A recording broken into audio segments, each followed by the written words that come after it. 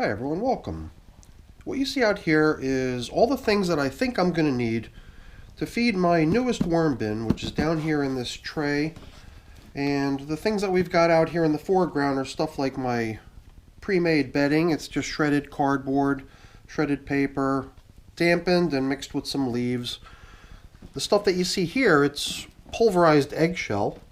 And it's the form of grit that I use when I feed my worms. Some people use sand, some people use rock dust, whatever coarse, minuscule material that you have that the worms could use in their gizzards to digest with is what you should use if you plan to raise worms. You can see I've got my spray bottle. It's all pumped up and loaded with water, ready to go should we need to include a little bit of moisture with our feeding today. And the food that they're getting is a variety of some celery that went bad.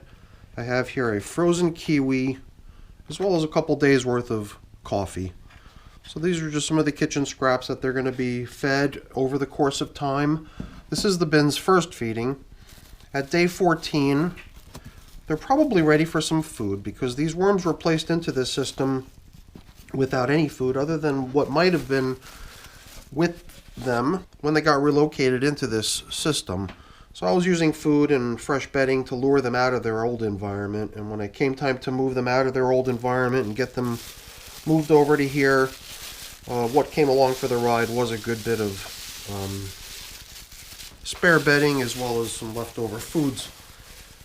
And that's pretty much all they've had because other than bedding, this system had nothing else. Some moisture, some bedding, and nothing else. So no food was placed into this system when it was built. It was just a bedding only system. Sometimes I load up my systems with some food before I load worms in, but in this case I had simply built it with bedding only. It looks like some of the worms are really enjoying hanging out on the surface of this piece of paper bag that had been resting out on the top surface. I didn't see any on the top here. Wait, no, there was one, but it was a larger one that was easy enough to knock off, and all those little ones, hopefully we'll find them there when we get back here, because by folding this thing in half, hopefully they'll not panic and run.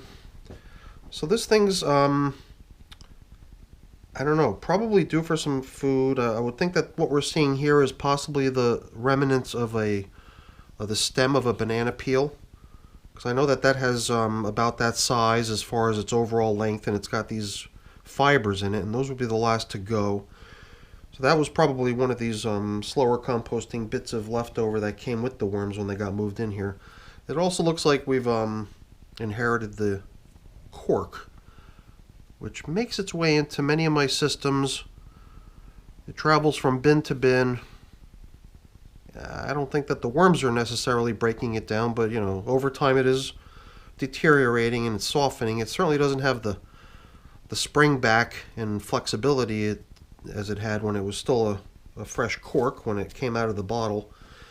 Over the many years it's been in my worm systems, it's just gradually deteriorated into a pretty frail little hunk of wood. So there would have been food placed probably down the middle if I was feeding using my normal routine.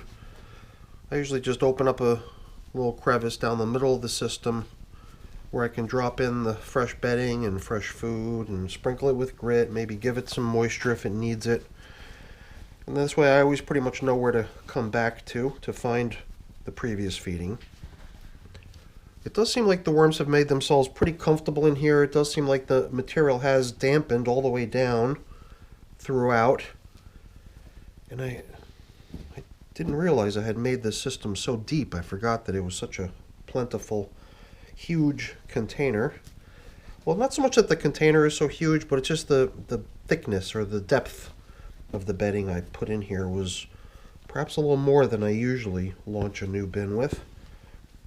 And it did almost seem to me like they were kind of hugging the top surface, which is what these types of worms generally do. These are red wigglers. Red wigglers that I originally sourced from my outdoor bag.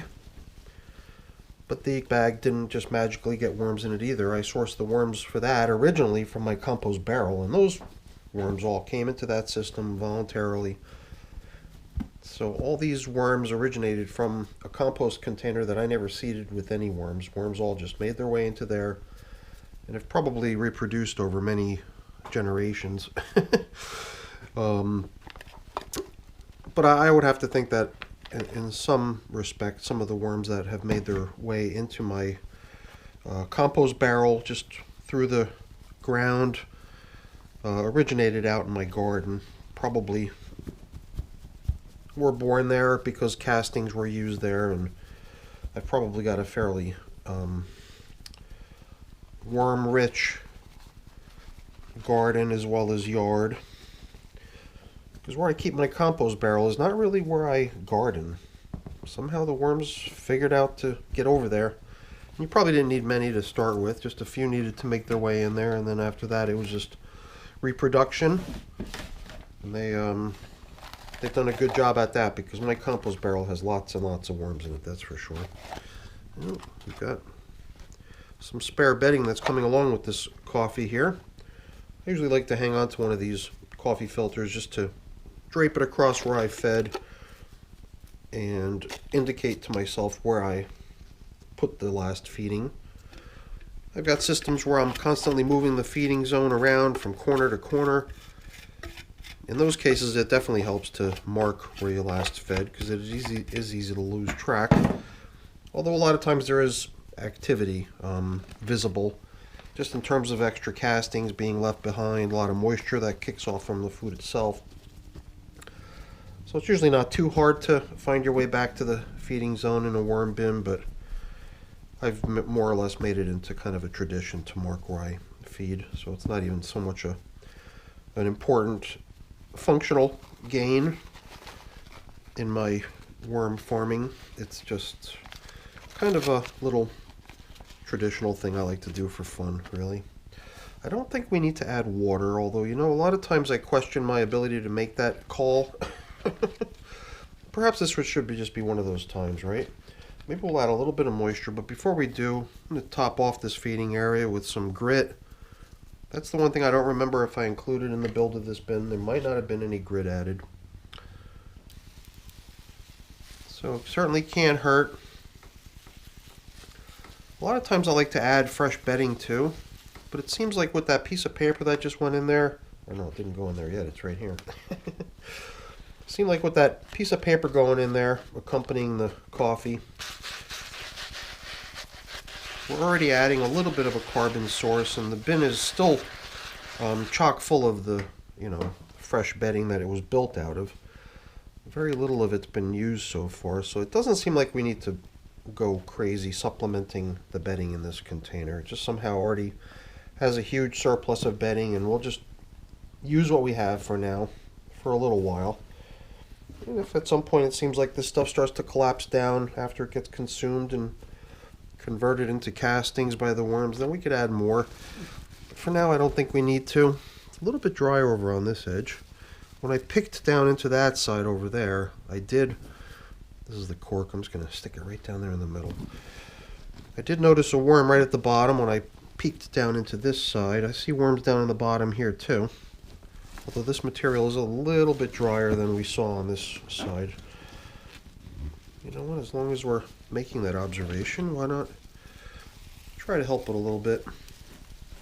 A system like this, that's still pretty much all the bedding that was used to build it, or to a high degree is still consisting of mainly that. The ability of the material to hang on to its moisture on its own is not nearly as good as what you're used to when you've got a tub that's already, you know, heavily saturated with a lot of worm castings already. The worm castings held on to the moisture very well, and contrary to that, these shreds of paper don't do a very good job at all holding on to moisture.